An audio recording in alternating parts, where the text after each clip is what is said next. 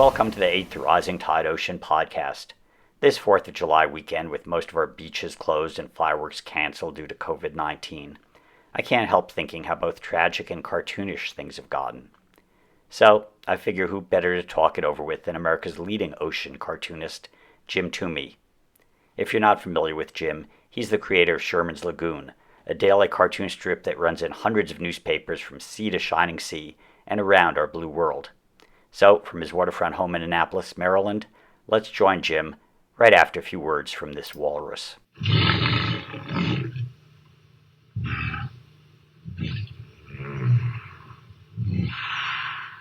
I'm here with my friend Jim Toomey, who's a businessman, a bagpiper, a former member of the board of Blue Frontier, but probably best known as the cartoonist of Sherman's Lagoon, which was, I believe, syndicated by King's Feature. It's running some 300 papers in the U.S. and around the world. And anyhow, Sherman is a hefty shark, and he's got a whole cast of Lagoon characters. And how would Sherman be spending the 4th of July weekend during this COVID lockdown?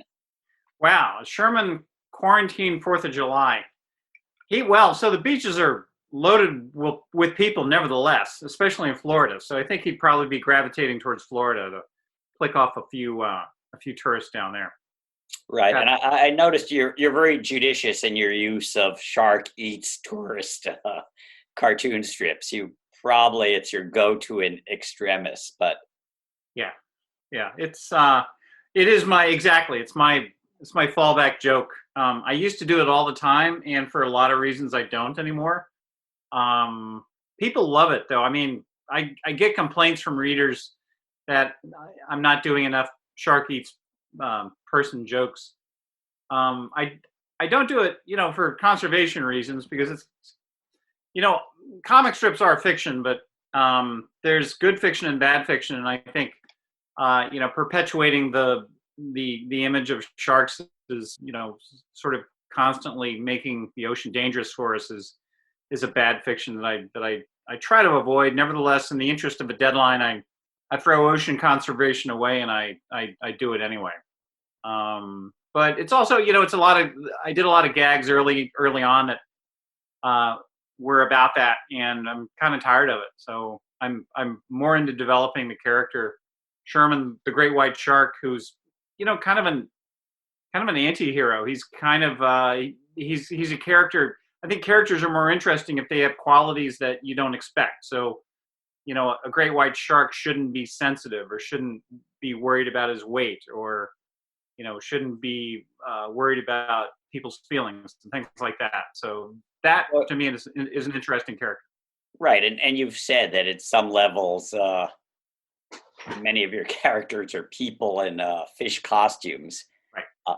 I sort of got Megan, who's Sherman's wife.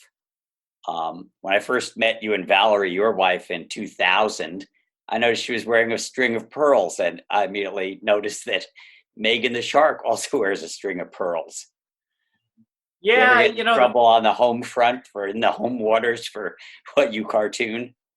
No, she's well aware she's represented in the strip by Megan. I think Megan's the most put together character in the whole strip, frankly. I mean, she's I guess more true to her to the image of a great white shark being somebody with very keen sense and doesn't suffer fools kindly, kind of thing. So I think she's my favorite character in the strip.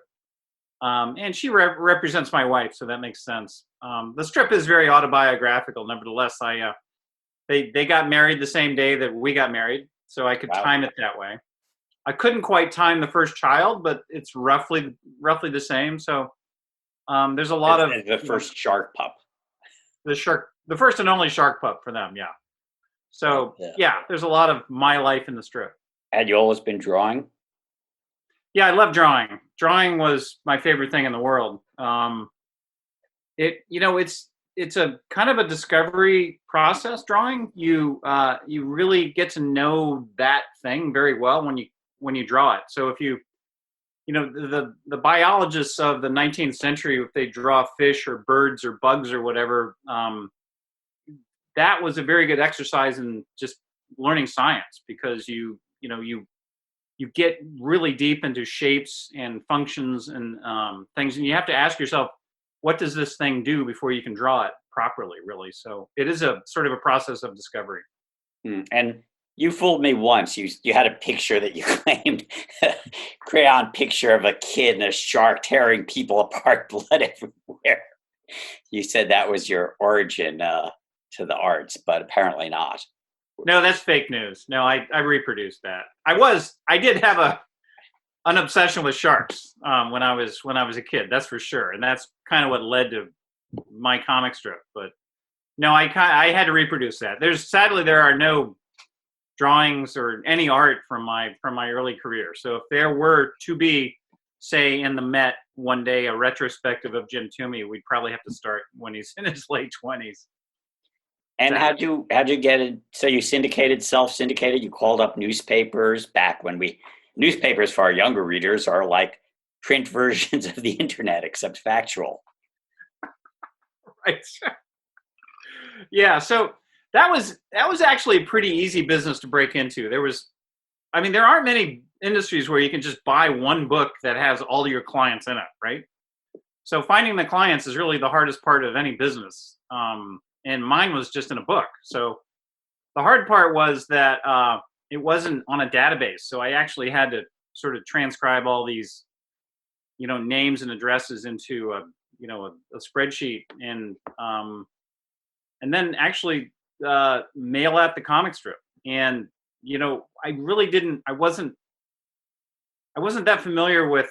I didn't really work at a newspaper, so I wasn't familiar with what they were expecting on the other end. How high, how good the reproductions had to be, and what kind of physical paper it had to be on, and so forth. So I lived in San Francisco at the time, and I got a lot of really good advice from this man named Stanley Arnold, who was actually Gary Larson's original comic strip editor at Chronicle Features Syndicate. At that time, I don't know of any other underwater comic strips. Were you already like an ocean person, or drawn to the sea, or how did you end? Or you just had an obsession with sharks? Well, a little bit of an obsession with sharks, but I was very fascinated with the ocean. I was a certified diver at the age of 12. I actually lied about my age. I think you had to be 13, but I couldn't produce an ID at 12 or 13 anyway, so they just kind of took my word for it. So I loved anything that had to do with the water, so boating, diving, fishing, things like that. My week at the beach with the family was really the highlight of my year. And where was that? Where were you going diving? We were just going to Delaware, the Delaware shore, Rehoboth Beach. So it was just a ordinary beach with pods of dolphins I've seen there. Pods of dolphins, occasionally a shark. I saw my first shark there when I was a kid. A bigger shark, not just a dogfish, but a bigger shark. And surf fishing was a lot of fun. Just wondering, what you would pull out of the water. So all that stuff was really formative for me. And kind of my developing a curiosity about the ocean. So why didn't I become a marine biologist? I don't know. I was never a natural science guy.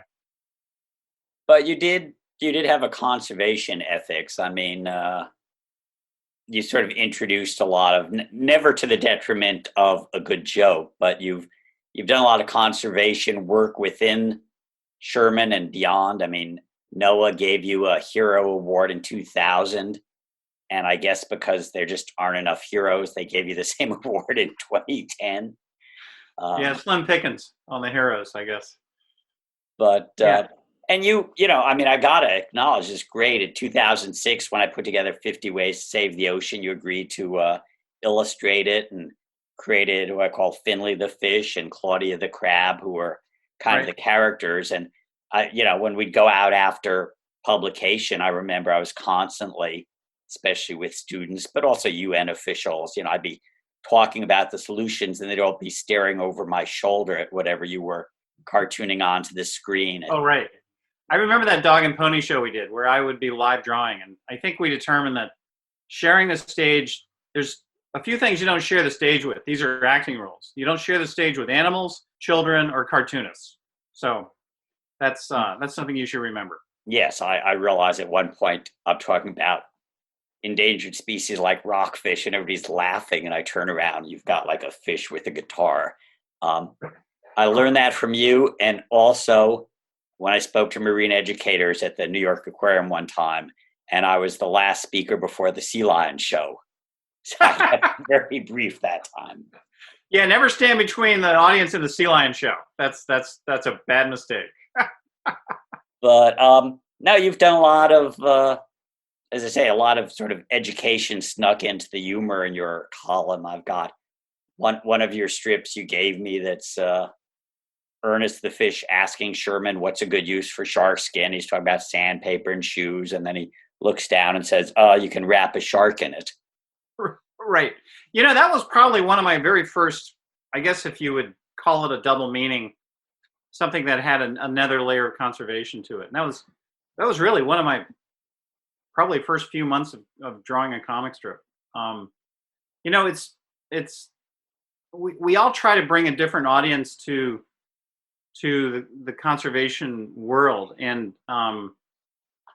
I think the audience I bring is very different from the audience that, say, watches Discovery Channel, or the audience that attends a conservation conference. And, it's really a broad cross section of people, of political interests, of ages and incomes and things like that. It's really the comic strip readers are really a broad cross section of everybody. So for me, I realized that I had kind of a unique soapbox to work with. I did a series on the characters. I took them to the Mid-Atlantic Ridge, and in the comic strip, I threw out there that it is actually the longest mountain range on the planet. It just happens to be underwater. And they went skiing, and they did the typical ski trip stuff, whatever that is. And so bringing them to different places or introducing new animals, a Yeti crab, or I did a whole series on the Dumbo. The Dumbo octopus, right? The census of marine, the marine Life. Census. What's it called? Census of Marine Life. You did Census of Marine Life, right? And that was a lot of fun. I brought in a lot of really crazy animals that had just been discovered, and like the Yeti crab, like the Dumbo octopus, like the vampire squid. And that was great because those are really, ready-made cartoons. You don't have to do a whole lot with those characters to turn them into cartoons. I mean, if you look at the Dumbo octopus, it's crazy. Right. I mean, to realize that there's this incredible variety of life in the ocean that you get to exploit as cartoon characters. Yeah, and God has done all the work. They're already cartoons. I don't really have to change them at all. Well, and this is what's nice with your strip and more recently animations, is that balance of wonder and warning. I mean, it's both discovery and also the lighter side of the apocalypse. Although, with a comic strip, there are really no rules. So, one very valuable element you can put into your story, if you're really into trying to tell a broad variety of stories, is the element of magic. So if, let's say, you were going to write a children's book or do a TV series or whatever, and you really wanted to make anything happen, put a magical element in it. So my magical element is the kahuna, right? So this sort of Easter Island style head. And the kahuna can make anything happen. He can turn them into humans. He can send them to outer space or whatever. So for me, that sort of little device helps me turn them into anything I want. And at that point, Jim, I've never told you this, but every time you turn them into humans, I find it very disturbing. All right, well, that might make me do it more then, actually. I'm just drawing away thinking, that Helvark's going to be disturbed with this one. Well, you've recently took your family on a 2-year ocean fix where you sailed the Mediterranean. Tell us a little about that. Sure. It's not so recent now. So we left in about this time, 2015. We went to Europe. We bought a 45-foot catamaran, and we started on the Atlantic coast of France, sailed it. I've been sailing my whole life, so I'm pretty comfortable sailing.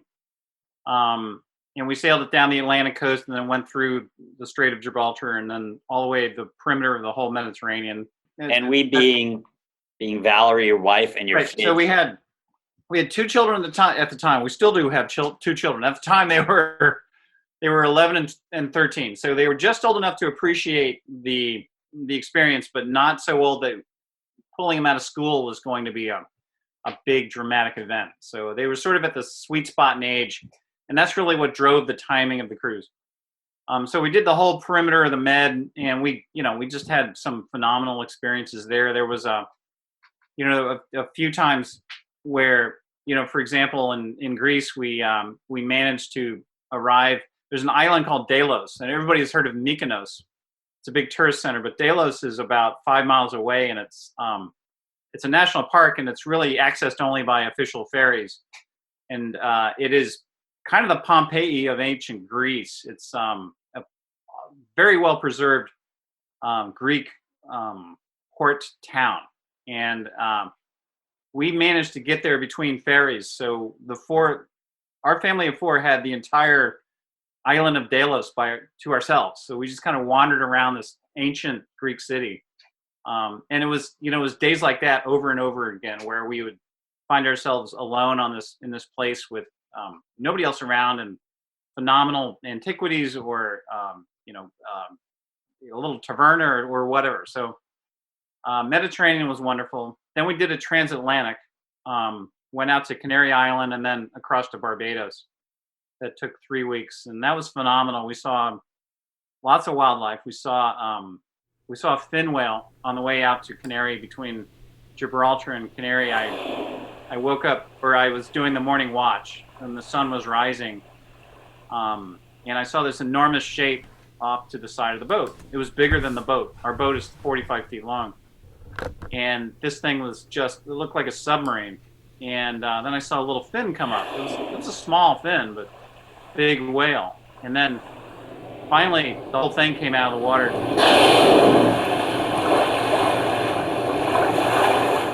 It didn't breach, but it sort of surfaced and came out of the water. And I was like, this is amazing. And so I called everybody up on deck, and the fin whale hung out with us for about 20 minutes. And went to the side, it was in front, it was in back, and finally it just took off.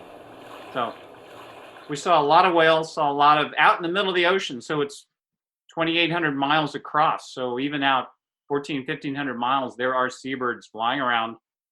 There's lots of life. We saw lots of sperm whales. We also saw lots of marine debris. Things that have washed off container ships, also things that have just been thrown off, jettisoned. And so there's a lot of trash out there as well. So hopeful and problematic, which is kind of like life. And while you're like traveling the ancient seas of the Mediterranean and doing their sort of sea gypsy thing, you're also cartooning. Yeah, I was.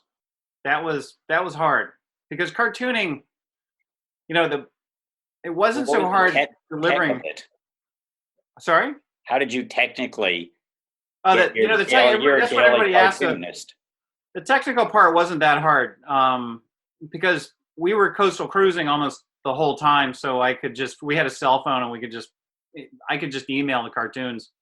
For the transatlantic, I knew that I just had to put more cartoons in the pipeline because there was nothing beyond. We had a satellite phone, but trying to transmit a batch of cartoons via satellite phone would have cost about $100,000. So I had to get kind of ahead on that one.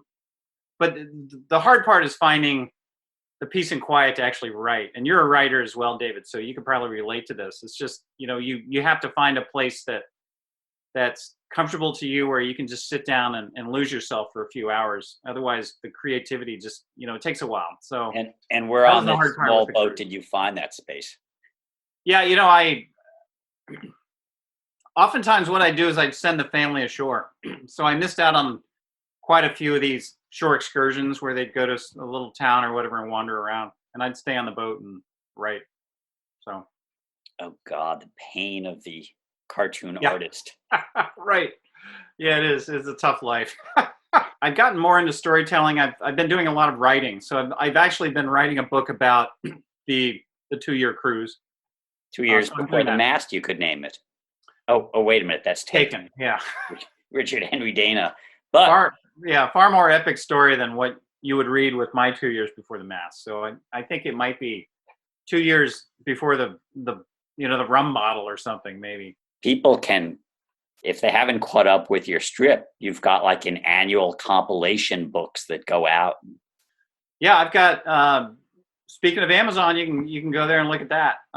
Yeah, about once a year. It's the easiest book in the world to write because I just kind of sit down and I weed a year down to about 240 strips, so I have to kill about 100 lame ones, and that's my book. It takes me about half a day. Well, which is a great example as an environmentalist, you're recycling. Right, exactly. Now that we're in this pandemic, that we're confronting the other virus of American racism with Black Lives Matter movement, where we're on really in the heart of a climate emergency that hasn't been fully addressed, and people are asking me if I'm optimistic or pessimistic. What's your take on the state of the ocean and the predator species of which we're members?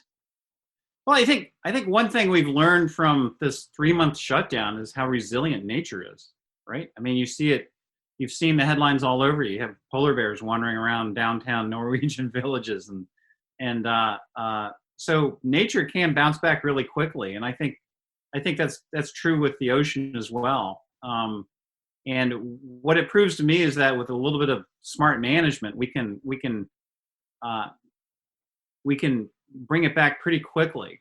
Some of it, anyway. I mean, there's a massively irreversible fossil fuel habit that is going to take a little bit more work. But some of the smaller challenges, I think there's a win-win out there. In other words, marine sanctuaries, for example, produce more fishing in the long run than going out and fishing every fish you can. Right? They're fish factories. So I think And there's these a are where you general. protect an area of the ocean completely from any extractive uses, Right. fishing or mining or drilling.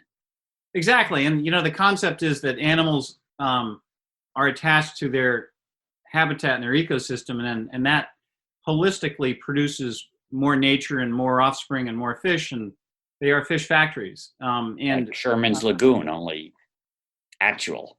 exactly right. Actual, although there's not a lot of reproducing going on in Sherman's Lagoon. My syndicate has put the kibbutz on new characters. So, but I think there's a general confusion that sustainability means cutting back, but it's not that way at all. And I think that's a lesson we've learned during the shutdown is that we can really bounce back really quickly, and we can find an equilibrium that makes everybody happy, but certainly not business as usual before shutdown. Again, if people want to see your cartoons or learn more about your Sherman and his neighbors in the lagoon, where do they go? Oh, you mean, well, it's shermanslagoon.com, or your local newspaper really is where you ought to go. And if they Yes. don't have it, then tell your newspaper to get it, for crying out loud. Oh yeah, we need at a time of historic crisis and tragedy, it would be nice to actually support some newspapers that are based in the old principles of factuality and accuracy and good journalism. In some ways, for generations, those newspapers were supported by ad revenue, and ads were attracted in large part by the cartoon pages. And so, in a way, you're kind of a font of truth and accuracy in America. I'm enabling it. Yeah, You're an enabler. exactly. Yeah. So, skipping Sherman, how are you spending your 4th of July weekend? I am going to the beach. That same beach I talked about the same beach I went to as a boy, that Delaware shore, and staying away from crowds. Really, just we're renting a house. We're going to be swimming in the ocean and probably not seeing a whole lot of fireworks. So pretty mellow. I'm so jealous. My biggest complaint other than, of course, the mass disaster of it. But personal complaint with this lockdown is just getting dry rot. It's been so many months since I've been body surfing or diving, and hell, diving's the best social distancing you can do. Well, try cartooning. That's pretty good too.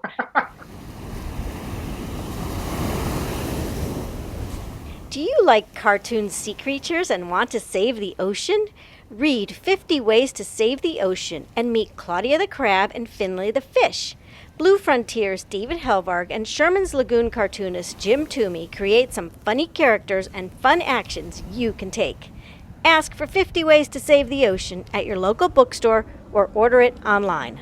Rising Tide, the Ocean Podcast, is a production of Blue Frontier with the support of Studio Cape May. Music is by Ethan Kenvarg. Tell your friends they can download us from Apple, Google, Spotify, or at bluefront.org. See you on the beach when it reopens. Remember, we can take the power in our well-scrubbed hands. Off in the salty ocean, off where the waves roll free. The sparkling water rises, then crashes to the sea. Out amongst the breakers, you'll have no need to fear. It's true, it's the blue frontier.